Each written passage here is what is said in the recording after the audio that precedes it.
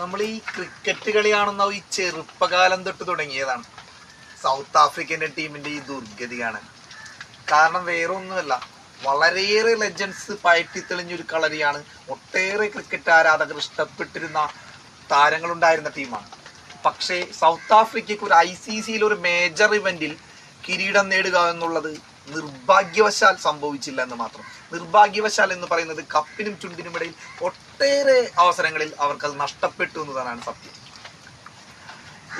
ഇപ്പോഴിതാ ഒരു ലോക 1998 ഒരു ICC നോക്കൗട്ട് കിരീടം നേടിയിട്ടുണ്ട്. അതിനുശേഷം 27 വർഷം എടുത്തു കഴിഞ്ഞു കഴിഞ്ഞാൽ ഒരൊറ്റ കപ്പ് പോലും ഇല്ല എന്നത് വളരെയേറെ അവരെ ദുഃഖിച്ചിരുന്ന ഒരു കാര്യമാണ്. ഇപ്പോഴിതാ ലോക ടെസ്റ്റ് ചാമ്പ്യൻഷിപ്പിന്റെ ഫൈനലിൽ ആ ഒരു ദുർഘടമൊക്കെ മാറി ദക്ഷിണാഫ്രിക്ക കപ്പടിക്കുമ്പോൾ നമുക്ക് എന്താ പറയാനാകുന്നത്? ഒരു ക്രിക്കറ്റ് ആരാധകൻ എന്ന നിലയിൽ ഒരുപാട് സന്തോഷം തോന്നുന്നു. അതൊരു 90 കിഡ്സ്, ഒരു 80s അവസാനത്തിലേക്ക് ജനിച്ച് ഒരു 90s വളർന്ന് ക്രിക്കറ്റ് കളി കണ്ട് വളർന്ന ആളുകൾക്കൊക്കെ ചിലപ്പോൾ കൃത്യമായി അത് മനസ്സിലാകും.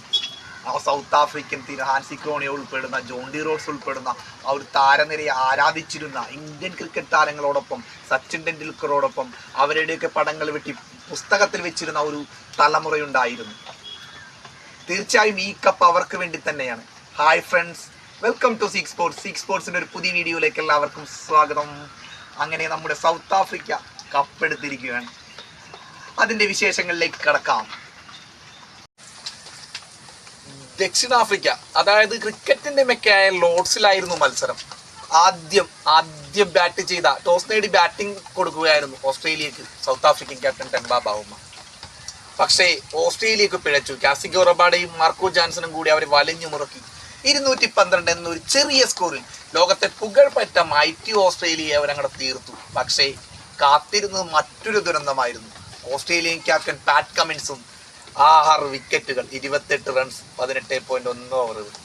അദ്ദേഹത്തിന്റെ ആവനാഴിയിൽ അസ്ത്രങ്ങൾക്ക് പഞ്ഞമുണ്ടായിരുന്നില്ല. കൂട്ടത്തിന് മിച്ചൽ സ്റ്റാർക്കും കൂടി ചേർന്നപ്പോൾ സൗത്ത് ആഫ്രിക്കയുടെ ഒന്നാം ഇന്നിംഗ്സ് സ്കോർ 138 റൺസിന് അവസാനിക്കുകയായിരുന്നു. പക്ഷേ രണ്ടാം ഇന്നിംഗ്സിൽ റബാഡയുടെ ഒപ്പം മെൻഗിഡി കൂടി ചേർന്നതോടെ ഒരു വലിയ തുടക്കം നൽകുകയായിരുന്നു.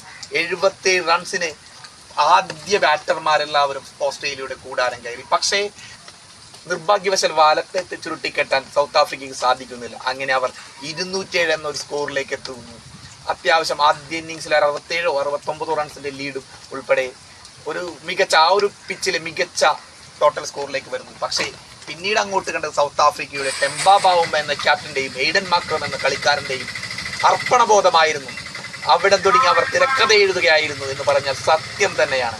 അവരുടെ തിരക്കഥ സെഞ്ചുറി നേടിയ എയ്ഡൻ മാക്രത്തിന്റെയും പരിക്ക് വകവെക്കാതെ സിംഗിളുകളോടി അടിച്ച ആ ഒരു ഇന്നിങ്സിന്റെയും പിൻബലത്തിൽ സൗത്ത് ആഫ്രിക്ക ശരിക്കും പറഞ്ഞു കഴിഞ്ഞാൽ ഒരു കിരീടത്തിലേക്ക് അടുക്കുകയായിരുന്നു എന്ന് വേണം പറയാൻ.